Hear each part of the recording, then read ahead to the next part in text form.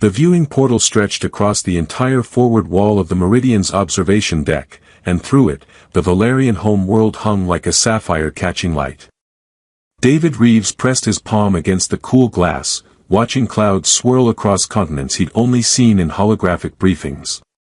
His reflection stared back at him, dark circles under his eyes betraying the fact that he'd spent the last 72 hours running through pronunciation drills instead of sleeping. "You're going to wear a hole in that window," Sarah said from behind him. She'd appeared without warning, carrying 2 bulbs of what the ship's dispensary optimistically called coffee. "And then we'll all get sucked into space, which would really put a damper on the whole first contact thing." David accepted the bulb and took a sip, immediately regretting it.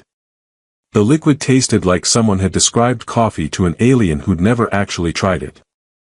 Which, given the Meridian's recycling systems, wasn't far from the truth.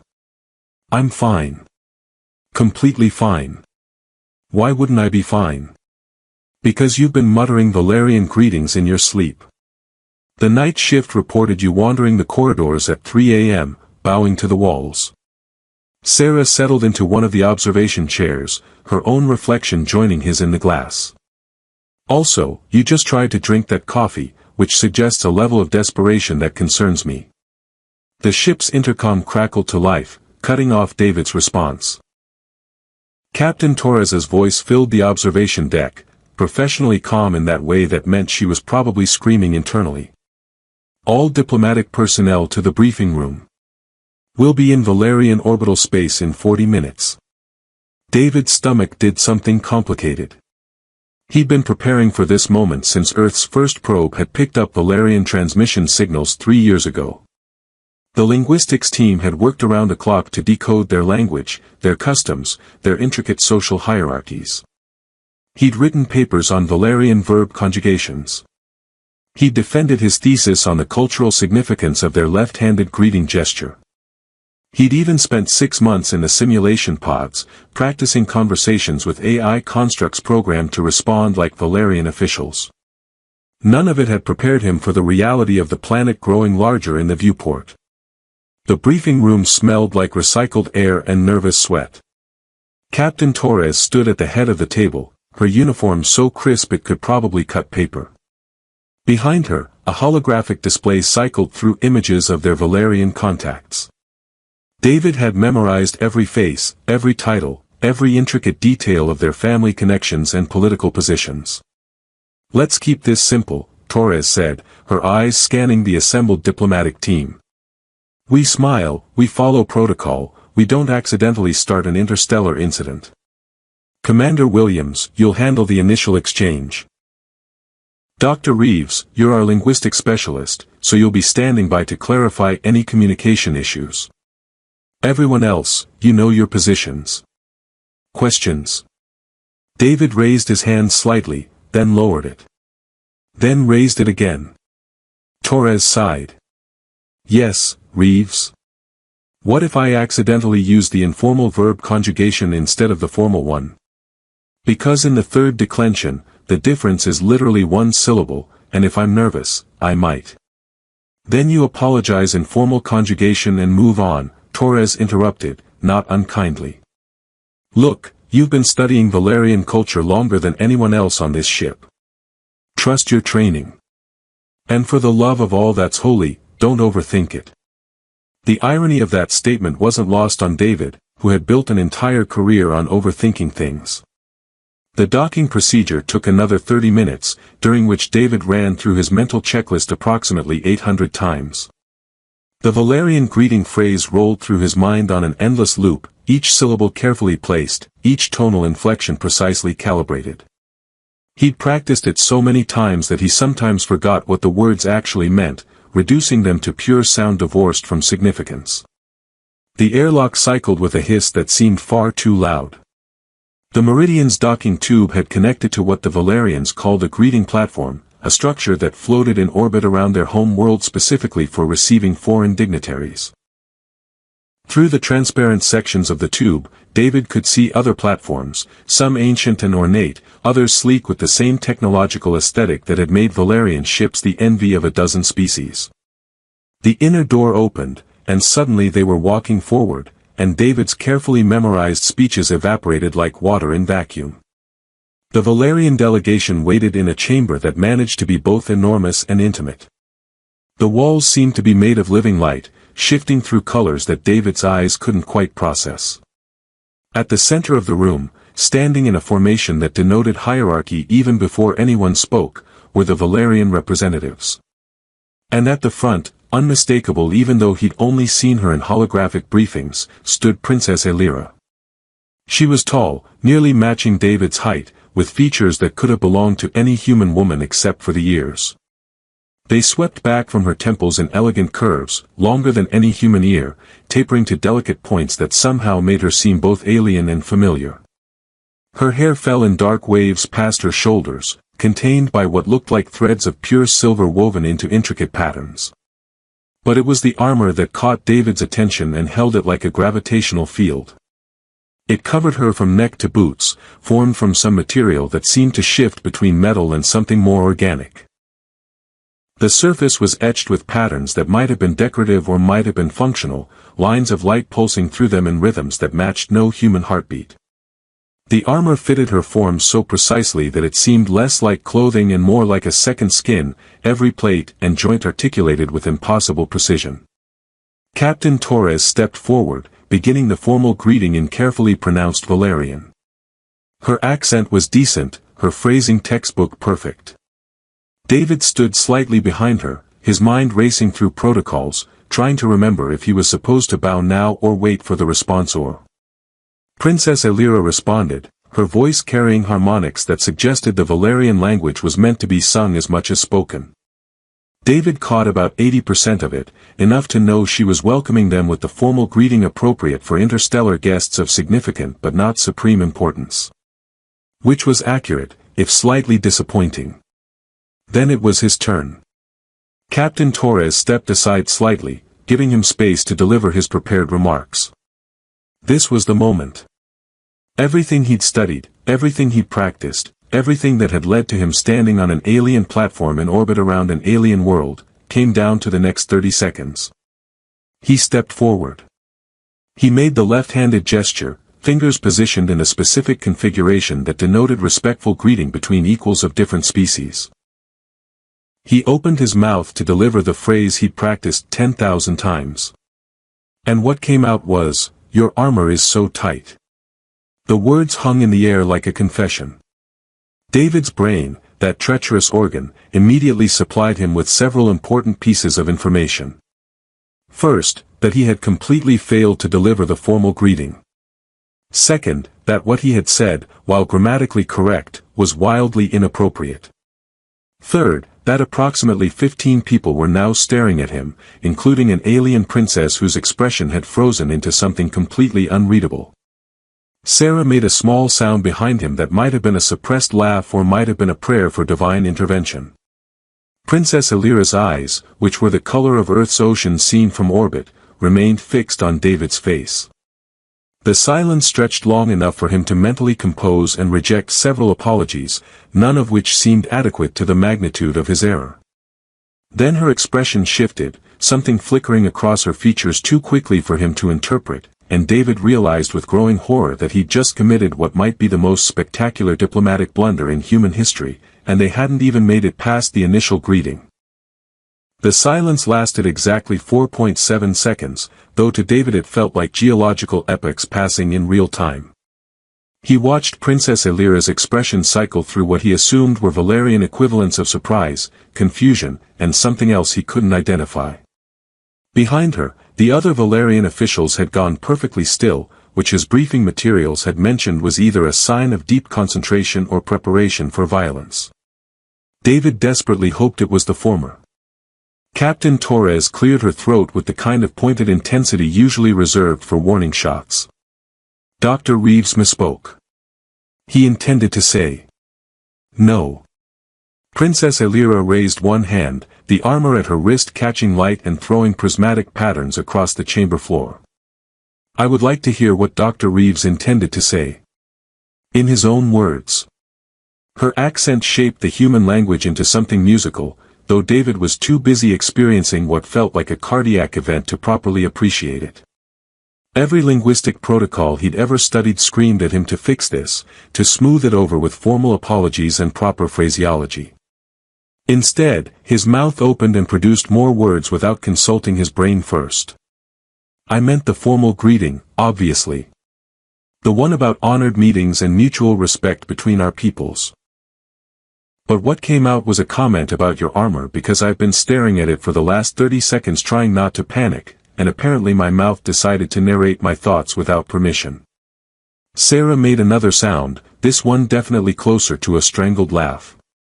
One of the Valerian officials, an older male with elaborate patterns shaved into the sides of his head, leaned toward another and whispered something that made both their ears twitch in a way that suggested profound disapproval.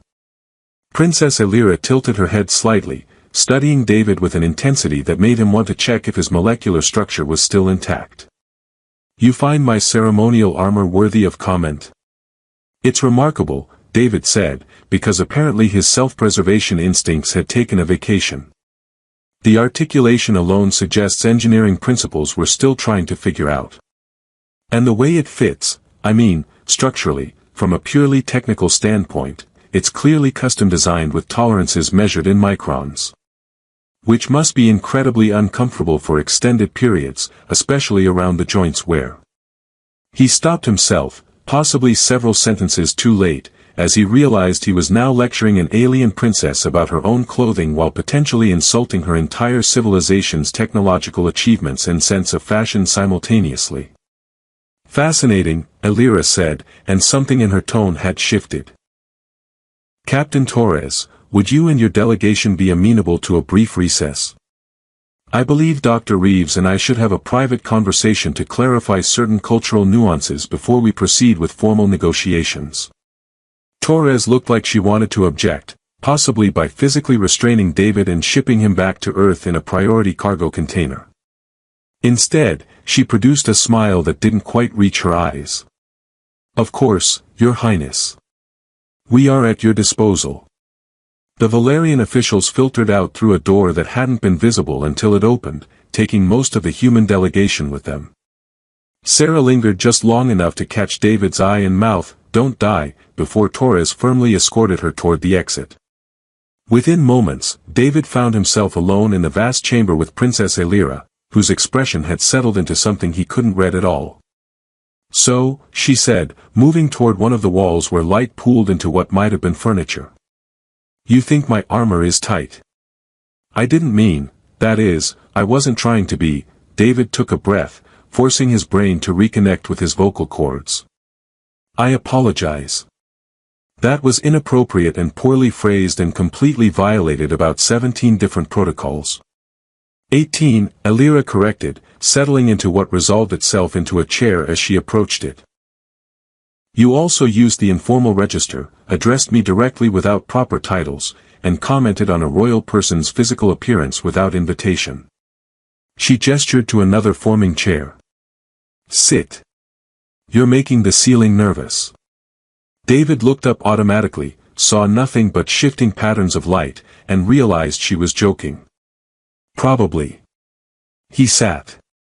However, Elira continued, and her hands moved to her collar in a gesture that made several hidden seams in the armor separate with soft clicks. You were also completely correct. This armor is absurdly, painfully tight. It has been for the last 6 hours, and I have another 8 hours of ceremonies to endure before I can remove it. She worked at the fastenings with practiced efficiency, and David had the sudden, horrifying realization that he was watching an alien princess partially disrobe and had no idea what the cultural implications of this might be. His training materials had covered a lot of scenarios, but what to do when royalty starts removing ceremonial armor hadn't made the list. You're staring again, Elira observed, though she didn't sound particularly bothered. The armor around her shoulders had loosened, and she rolled them with visible relief. Does your species not find physical discomfort worth mentioning? We do, David managed. We just usually don't mention it to people we've just met. Especially not important people. Especially not by blurting it out during formal first contact. Ah. Elira's ears tilted slightly, which his briefing materials had suggested indicated amusement. You were nervous. Terrified. I've been preparing for this meeting for months, and my brain apparently decided the best strategy was complete malfunction. Your preparation shows. Your grammar was perfect, even if your word choice was unexpected.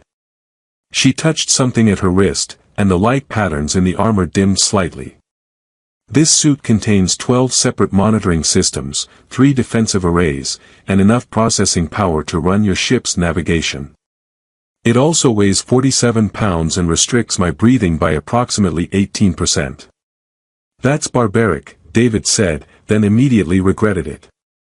I mean, not barbaric, that's culturally insensitive, I meant impractical, or perhaps unnecessarily constraining from an ergonomic standpoint. It's barbaric, Elira agreed, and this time her expression was definitely a smile. It's also tradition, which means I'm expected to wear it for formal occasions regardless of practicality. My great-grandmother wore this armor when she negotiated the Treaty of the Outer Rings. My grandmother wore it during the consolidation ceremonies. I wore it today to meet humanity's first diplomatic mission, and I will wear it again tomorrow for the Council of Elders, and my neck will ache and my shoulders will hurt and I will smile through all of it because that's what's expected. She spoke matter-of-factly, but David caught something underneath the words, a frustration that transcended species barriers. That sounds exhausting. You have no idea. Elira stood, the armor moving with her in perfect synchronization despite her complaints. Tell me, Dr. Reeves, do your people also maintain traditions that serve no practical purpose but continue because no one questions them? David thought about the formal where he'd been required to pack for this mission, the uncomfortable shoes and restrictive collar, the protocols about which fork to use and how to stand and where to place his hands during official functions. We might have a few. Then perhaps we have more in common than our governments assume. She moved toward the wall where the others had exited, and a door materialized around her intention. Come. We should rejoin the delegations before they assume I've had you executed for inappropriate comments. Though I'm curious, Dr. Reeves, if you notice something else about Valerian culture that strikes you as absurd, will you mention that too? I'm going to try very hard not to, David said, following her toward the door. My career probably can't survive another observation like that one. Pity, Elira said, and her ears tilted in that way that suggested amusement again. I was beginning to find your honesty refreshing. The formal negotiations proceeded with exactly the kind of tedious precision that David had been trained to expect, which meant he spent 3 hours translating discussions about trade protocols and cultural exchange programs while trying not to think about the fact that Princess Elira kept glancing at him with what might have been amusement or might have been a Valerian expression meaning, I'm planning your ritual execution. Cross-species communication remained challenging even after you'd accidentally insulted someone's wardrobe. Sarah caught him in the corridor outside the conference chamber during a break, her expression somewhere between impressed and horrified. So you managed to avoid commenting on anyone else's clothing. I'm calling that a win. The day isn't over yet, David muttered, accepting the bulb of water she offered. The Meridian's recycling system had at least managed to make water that tasted like water, though he suspected that was more accident than design. Captain Torres wants to see you after the session ends. Sarah's tone suggested this wasn't a social invitation. Something about reviewing proper diplomatic protocols and ensuring future communications maintain appropriate boundaries. I believe her exact words included the phrase, "What were you possibly thinking?" I wasn't thinking. That was the problem. Clearly. Sarah leaned against the wall, which responded by shifting slightly to accommodate her weight. The Valerian station did that, adapted to people in ways that Earth's rigid architecture never had. Though between you and me, I've been watching the Valerian delegation, and I think you might have accidentally done something right. David stared at her. I commented on a princess's armor during first contact. In what possible universe is that doing something right? In the universe where she specifically requested further private meetings with you. Plural meetings, David. The schedule just came through. She wants you to accompany her on a tour of the Valerian capital tomorrow. Sarah pulled up a holographic display from her wrist unit, showing a revised itinerary that made David's stomach drop. Just you. No other human representatives. Captain Torres is having some kind of diplomatic aneurysm about it, but apparently Princess Elira was very insistent. The hologram showed a schedule that included locations David had only read about in classified briefings. The Central Archives, the Council Chambers, the Garden of Preserved Moments, places that previous human probes had barely been allowed to photograph from orbit. This doesn't make sense. Why would she want me specifically? Maybe she likes people who speak their minds without running it through 17 layers of diplomatic filtering first. Sarah dismissed the hologram. Or maybe she's planning to push you off a very tall Valerian building as revenge for your fashion commentary. Either way, you're going. The session resumed before David could properly panic about tomorrow's itinerary. The Valerian delegation filed back into the chamber, Princess Elira among them, her armor still perfectly in place despite her earlier complaints. David noticed she moved differently now, slight adjustments to her posture that probably weren't visible to anyone who hadn't spent the last 3 hours studying every gesture the Valerian officials made. She was redistributing the weight, he realized, finding ways to minimize the discomfort she described. The afternoon discussions focused on scientific exchange, which meant David actually had to pay attention instead of spiraling into anxiety about his future execution or diplomatic incident or whatever tomorrow held. Dr. Kelvin, the Meridian's chief xenobiologist, presented proposals for joint research initiatives while David translated the technical terminology into Valerian equivalents that he desperately hoped were accurate. The molecular structure of Valerian neural tissue, Kelvin was saying, gesturing at a holographic model that rotated slowly in the air, suggests processing capabilities that exceed human norms by a factor of approximately 3 to 1. We'd like to understand how this evolved, what environmental pressures selected for it, whether. One of the Valerian scientists interrupted with a phrase that David's translator helpfully rendered as either, your assumptions lack foundation, or possibly, your mother was a photosynthetic organism, depending on context. David opted for the more diplomatic interpretation and watched the conversation devolve into the kind of technical argument that transcended species boundaries. Princess Elira caught his eye across the chamber and made a subtle gesture with her left hand, one that wasn't in any of his briefing materials. He stared at it, trying to parse the meaning, until she repeated it with more emphasis and tilted her head slightly toward the chamber's side entrance. She wanted him to follow her. Probably. Unless that gesture actually meant something like, remain exactly where you are or face consequences, in which case he was about to make another spectacular error. David glanced at Captain Torres, who was engaged in intense discussion with her Valerian counterpart about something involving quantum field harmonics. He weighed his options, calculated the relative risks of following or ignoring what might be a royal summons, and decided that his diplomatic career was probably already damaged beyond repair anyway. The side entrance led to a smaller chamber that appeared to be some kind of observation room, with walls that displayed real-time views of the planet below. Princess Elira stood at one of the viewing panels, her back to the entrance, apparently absorbed in watching weather patterns swirl across a continent. Your scientists are very passionate about neural architecture, she said without turning around. They've been waiting 3 years to have this conversation with someone who might actually have answers, David replied, staying near the entrance in case this was some kind of trap or test or elaborate Valerian ritual he didn't understand. And you? What have you been waiting 3 years for? Elira turned to face him, and in the light from the planet below her armor seemed less imposing, more like what it actually was, an uncomfortable costume worn for the benefit of others. Mostly I've been waiting to not completely destroy humanity's first contact with an advanced alien civilization, David admitted. So far that's going really well. You keep apologizing for being honest. That's curious. Elira moved away from the viewing panel, her armor making soft sounds as the plates shifted against each other. Most diplomats I meet speak in circles, using many words to say nothing of substance. You used few words to say something true, and now you act as if this is a terrible crime.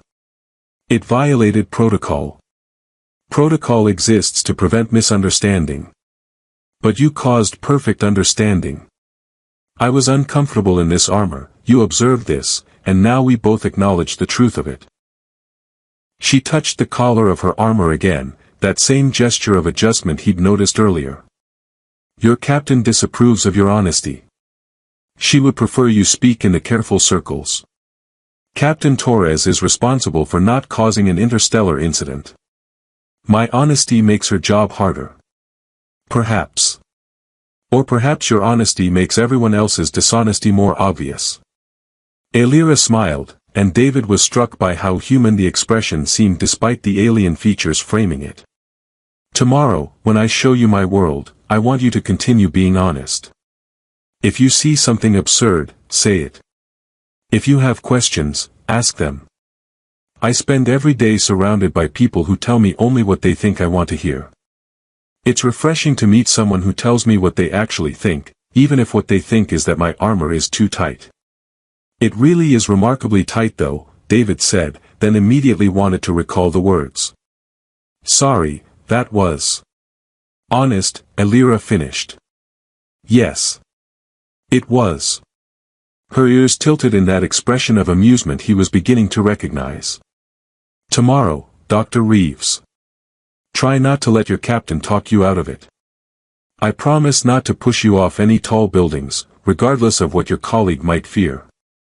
She left through the main entrance, her armor catching light from the planet below, and David stood alone in the observation room wondering how he'd managed to accidentally befriend an alien princess by insulting her ceremonial attire. His training had definitely not covered this scenario. The Valerian transport descended through atmospheric layers that Earth's meteorologists would have declared impossible, threading between storm systems that moved in geometrically perfect spirals. David gripped the armrest of his seat, which had molded itself to his body in a way that was either deeply comfortable or mildly disturbing depending on how much he thought about it. He chose not to think about it. Your people must find atmospheric flight uncomfortable, Princess Elira said from the pilot seat, her hands moving across controls that seemed to be part hologram and part solid matter. Your grip suggests either terror or extreme concentration. Both, David admitted. Earth's atmosphere doesn't move like this. Our storms are chaotic, not choreographed. Choreographed. Elira's ears tilted in amusement. An interesting word choice. You think our weather is performing for an audience? I think your weather is obeying physical laws I don't understand, which from a certain perspective is the same thing. The transport banked sharply, giving David a view of the capital city spreading across the landscape below. The structures seemed to grow from the ground rather than being built on it, organic curves interspersed with geometric precision in ways that hurt his eyes if he looked too long. Is everything on your planet this intentionally confusing? Only the things designed by committee. Elira brought the transport lower, skimming over what might have been a river or might have been a road or might have been both simultaneously. The capital has been continuously inhabited for 6,000 years. Each generation adds their own architectural philosophy without removing what came before. The result is, as you say, intentionally confusing. They landed on a platform that hadn't been visible until they were directly above it, which David suspected was the Valerian approach to most things.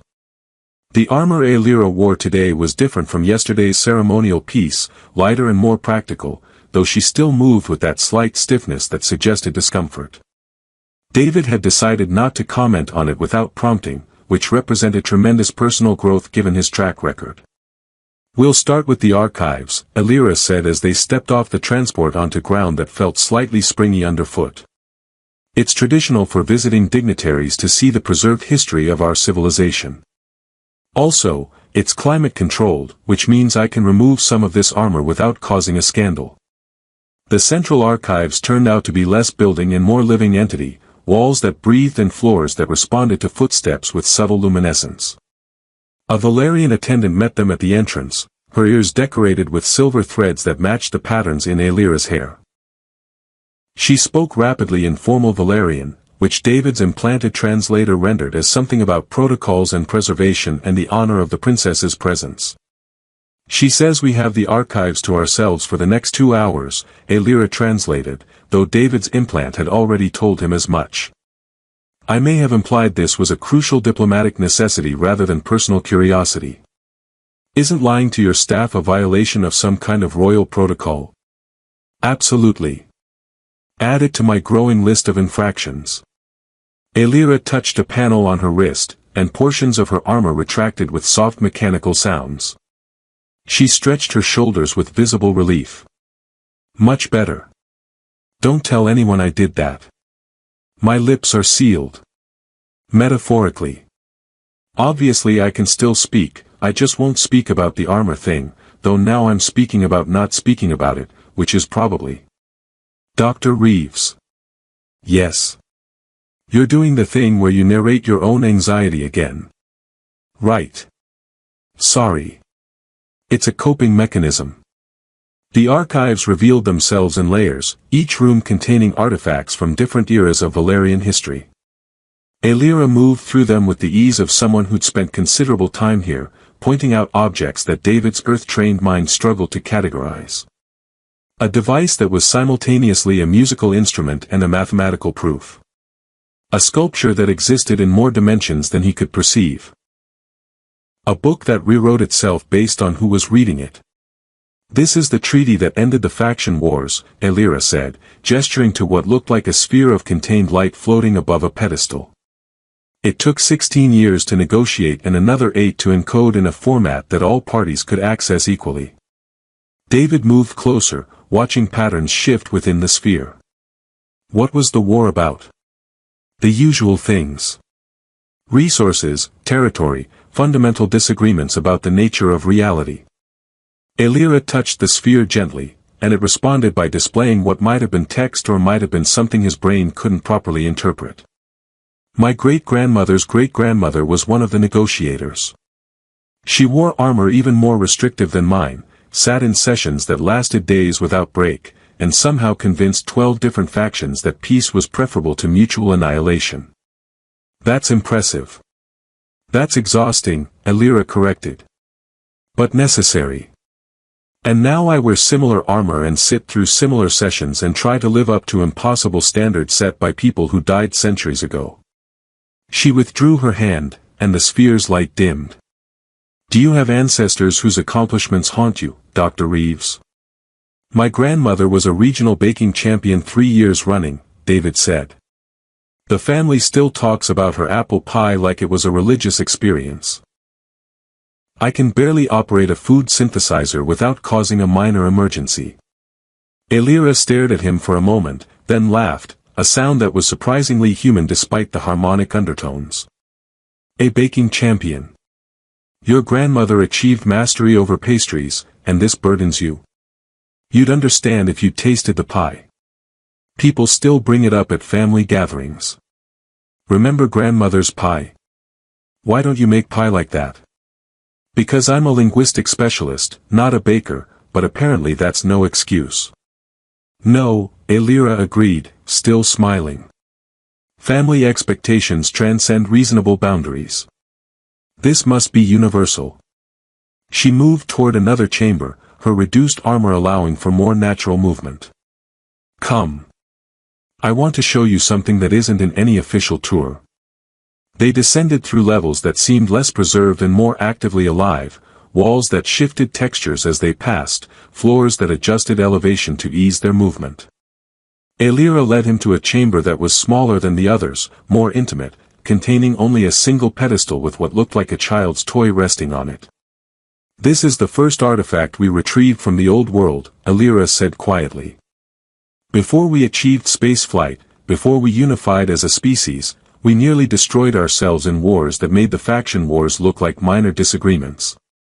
This toy survived in a bunker for 3,000 years, preserved by accident rather than intention.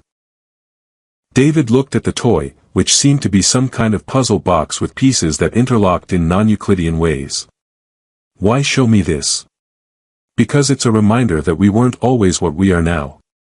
We were divided, violent, convinced of our own righteousness even as we annihilated each other. Alira's voice carried weight that transcended translation. We recovered from that. We learned to talk instead of fight, to negotiate instead of destroy. But it required change, Dr. Reeves. It required people willing to question traditions that no longer served us. And you think humanity needs to see this? Learn from your mistakes. I think everyone needs reminding that change is possible, even when tradition seems immovable. She turned away from the pedestal, meeting his eyes directly. You commented on my armor being tight. It was inappropriate, it violated protocol, and it was the most honest observation anyone has made to me in months. Do you know how rare that is? To hear truth instead of careful diplomacy. I'm starting to understand why everyone else uses careful diplomacy, David said. It prevents accidentally insulting people. It also prevents genuine connection. Elira moved toward the exit, then paused. Tonight there's a formal dinner. More ceremony, more restrictive armor, more careful words that mean nothing. I'm required to attend, and you're invited as Earth's representative. It will be boring and uncomfortable and exactly the kind of diplomatic theater that both our peoples excel at. Sounds delightful. It will be terrible, Elira said flatly. But perhaps slightly less terrible if you're there continuing to observe things you're not supposed to mention. Consider it a request from someone who's tired of pretending the armor isn't too tight. The formal dinner took place in a hall that seemed designed to make everyone feel simultaneously insignificant and overly observed, which David suspected was exactly the point. Valerian officials filled tables arranged in concentric circles, each position denoting rank and political affiliation in ways that David's briefing materials had tried and failed to fully explain. He sat at the human delegations table, wearing the uncomfortable formal attire that Captain Torres had insisted upon, watching Princess Elira hold court at the central dais in armor that made yesterday's ceremonial piece look casual by comparison. She looks miserable, Sarah whispered beside him, pretending to study her plate of food that had been specially synthesized to accommodate human digestion. That armor must weigh twice what the other one did. David had been trying not to stare, but Sarah was right. Elira's posture was rigid in ways that went beyond formality, and every time she moved her head to acknowledge someone speaking to her, he could see the slight wince she tried to hide. The armor covered her completely, articulated plates that somehow managed to look both ancient and technologically sophisticated, etched with patterns that probably told the entire history of Valerian civilization if you knew how to read them. The speeches began after the third course, delivered in formal Valerian that even David's translator struggled to parse.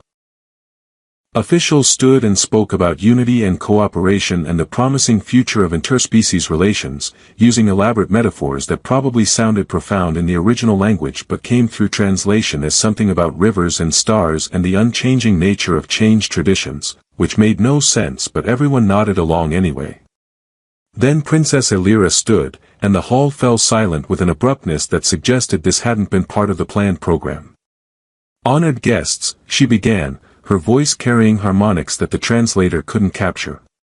We gather tonight to celebrate the beginning of relations between Valeria and Earth, to honor traditions that have guided our people for millennia, and to present ourselves as we wish to be seen by those who have traveled so far to meet us. She paused, and David watched her hands move to the collar of her armor. But I find I'm tired of being seen only as tradition requires, Elira continued, and her fingers found the primary seal. The armor began to separate with sounds that carried across the silent hall like accusations. This armor was worn by my ancestors during the most important moments of our history. It represents continuity, honor, the weight of responsibility passed down through generations. It's also exceptionally uncomfortable, restricts my movement by 40%, and serves no practical purpose in an era where ceremonial combat has been replaced by diplomatic negotiation. Valerian officials at nearby tables had gone very still, that predatory stillness David had learned meant they were processing something unexpected. Captain Torres had her hand pressed against her forehead as if physically restraining a diplomatic headache. Sarah had stopped pretending to eat and was openly staring. Dr. Reeves, Elira said, and David felt every eye in the hall swivel toward him. When we met, you made an observation about this armor. Would you care to repeat it? David's mouth went dry. This was either an invitation or an execution, and he had no idea which. I said it was tight. You said it was tight, Elira agreed, working at another seal. More armor separated, revealing the lighter suit she wore beneath it. It was an inappropriate comment, a violation of protocol, and completely accurate. For months I've worn this armor at ceremonies and councils, enduring discomfort because that's what's expected, because tradition demands it, because questioning it would suggest disrespect to those who wore it before me. She stepped away from the dais, the armor's upper sections now hanging loose around her shoulders. But perhaps tradition serves us poorly when it prioritizes appearance over function, ceremony over genuine connection. Earth's delegation came to us speaking honest observations instead of careful platitudes. They saw our armor as constraint rather than honor, and perhaps they understood something we've forgotten. The hall remained silent, though David could see Valerian officials exchanging glances that suggested intense communication happening in ways he couldn't perceive. At the human table, Captain Torres had moved from restraining a headache to possibly planning actual violence against whichever diplomatic manual had failed to prepare her for this scenario. I propose we consider reforms to ceremonial requirements, Elira said, addressing the hall but watching David. Modifications that honor tradition while acknowledging that we serve our people better when we're not performing constant discomfort. If Earth's representatives can travel between stars wearing practical attire, perhaps Valeria's officials can negotiate treaties without armor designed for battles we no longer fight. An older Valerian official stood, his own armor so elaborate it seemed likely to collapse under its own weight. Your Highness, these traditions have guided us for 6,000 years, yes. I'm aware. I've memorized every ceremony, every protocol, every uncomfortable costume we maintain because no one questions them. Elira removed another section of armor, setting it carefully on the dais behind her. But our ancestors also questioned traditions that no longer served them. That's how we survived our wars, how we unified, how we built a civilization worth celebrating. Not by preserving every practice unchanged, but by keeping what worked and modifying what didn't. She looked directly at David. Your people sent someone who accidentally told an uncomfortable truth instead of a comfortable lie.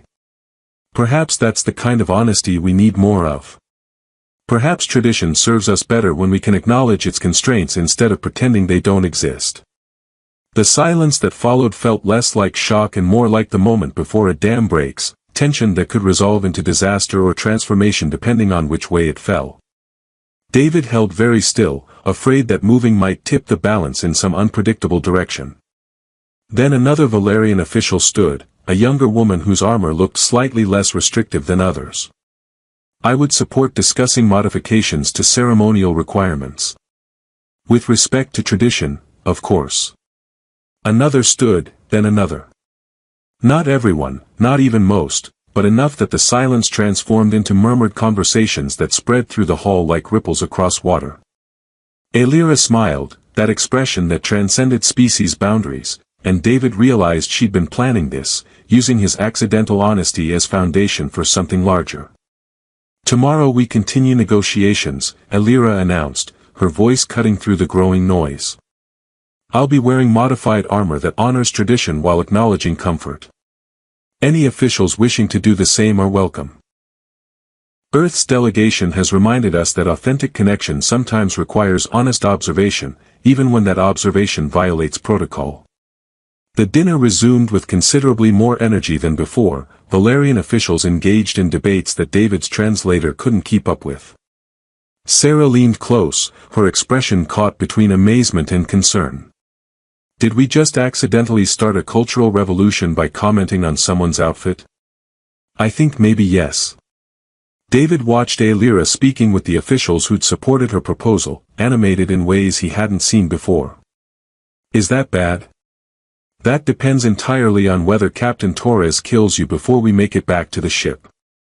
Sarah glanced at their captain, who was engaged in intense conversation with her Valerian counterpart. Though honestly, I think you might have done something genuinely important here, even if you did it by complete accident. Later, After the dinner dissolved into smaller conversations and David had survived 3 separate interrogations by human diplomatic staff about proper protocol and inappropriate honesty, he found himself on an observation platform watching the Valerian capital's lights pattern the darkness below. The door opened behind him with a soft sound that meant someone had permission to enter. "Your captain is very angry with you," Elira said, joining him at the railing. She'd removed most of the ceremonial armor, wearing only the lighter undersuit that actually seemed designed for movement. She used several phrases my translator couldn't properly interpret, but the emotional context was clear. "She's protecting Earth's interests. My honesty makes that complicated. Your honesty made change possible." Elira stood close enough that their shoulders nearly touched. "I've been trying to reform these traditions for years, but every attempt was dismissed as youthful rebellion against proper practice. Your comment gave me an opening, proof that outsiders could see what we'd stopped noticing. I'm glad my diplomatic incompetence served a useful purpose." "Not incompetence. Authenticity." She turned to face him, and her eyes caught light from the city below. "Earth's delegation will return to their ship tomorrow. Negotiations will continue, probably for months, certainly with more appropriate protocol than we've maintained this week. But I wanted to thank you, Dr. Reeves, for accidentally saying what needed to be said." "You're welcome. I think this still feels like something I should apologize for." "Stop apologizing for being honest," Elira said, and her ears tilted in that expression he'd learned meant amusement. "It's unbecoming. Besides, I've requested that you return as permanent cultural liaison once formal negotiations conclude. Someone needs to continue making inappropriate observations and causing helpful diplomatic incidents." David stared at her. "You want me to come back? After everything?" "Especially after everything." She smiled, reaching up to touch one of her ears in a gesture he didn't understand. "Your people sent someone who sees clearly instead of seeing only what's expected. Valeria needs more of that. I need more of that. So yes, Dr. Reeves. Come back. Tell us when our armor is too tight. Help us remember that tradition serves us best when we're willing to question it." The city lights patterned the darkness below, and David thought about uncomfortable armor and honest observations and the strange paths that led to actual connection. "I'll need to work on my diplomatic skills. Maybe learn to think before speaking." "Please don't," Elira said. "We have enough people who think before speaking. What we need is someone who speaks truth first and worries about protocol later." She touched his shoulder briefly, a gesture that his briefing materials hadn't covered but which felt like understanding anyway. "Besides, your grandmother's apple pie legacy will never forgive you if you pass up the chance to cause interstellar diplomatic reform through fashion commentary." "That's fair," David admitted, and they stood together watching the lights below, 2 people from different worlds who'd found connection through accidental honesty and uncomfortable armor, and somehow that felt like exactly the right beginning for whatever came next.